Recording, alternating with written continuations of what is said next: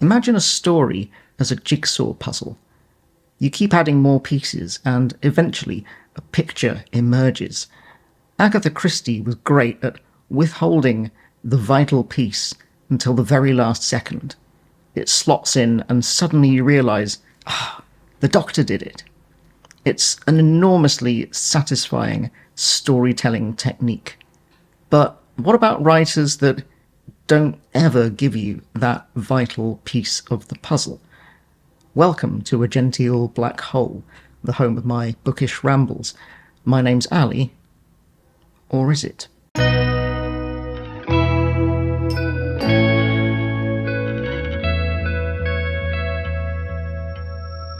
I've been thinking lately about ambiguity in storytelling. It can be a powerful tool, one that gives a story a life far beyond the limits of its pages. Shakespeare was a master of asking questions without necessarily giving answers. It's a quality that Emma Smith, in her book This is Shakespeare, calls Gappiness.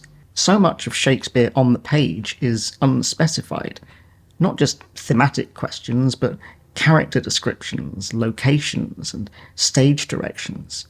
This gappiness is precisely what has kept readers, theatre companies, and audiences returning to Shakespeare for the last 4 centuries.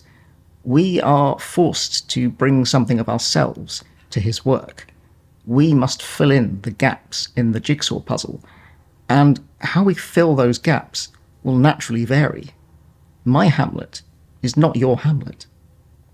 I've read a few enigmatic books recently that got me thinking more about this topic. Flann O'Brien's At Swim Two Birds is a work of surreal metafiction. It contains multiple layers of fictional realities that bleed into one another, gradually revealing some unspoken truth about the narrator, if you read between the lines. Flann O'Brien doesn't make it explicit, and that's not a flaw in his writing. It's a deliberate choice to give us, the reader, space to interpret his work. It's a demonstration of trust in his audience.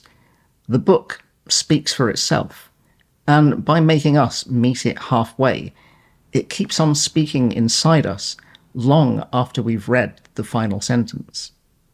Another ambiguous book I read recently is Jeff VanderMeer's Annihilation. It's the first part of the Southern Reach series, which, I'm reliably informed, doesn't get any less enigmatic in the following books. Annihilation is a sci-fi horror novel that raises countless questions. It's full of these eerie situations and uncanny phenomena, and they all raise the same questions: how and why? VanderMeer refuses to give us those answers. Those answers would, in fact, just dissipate the book's carefully crafted, uncanny atmosphere. Unanswered, the questions linger. So does the eeriness.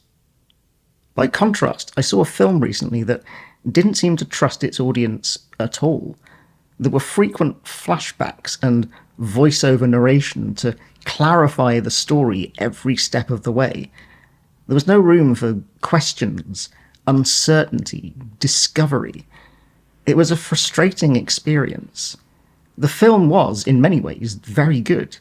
Well acted, technically impressive, strong social commentary, but I resented the feeling of being spoon-fed the plot. To return to my jigsaw analogy, it was as if the director was leaning over my shoulder, putting the pieces together for me. There's a bit of sky. Yeah, thanks, I know. It didn't leave me with any questions. So my lingering feeling was not one of intrigue and fascination, but just frustration. In conclusion, I believe that some of the best art comes to life in the gaps, the space between words, the lacuna between question and answer. It's a technique I use as a songwriter.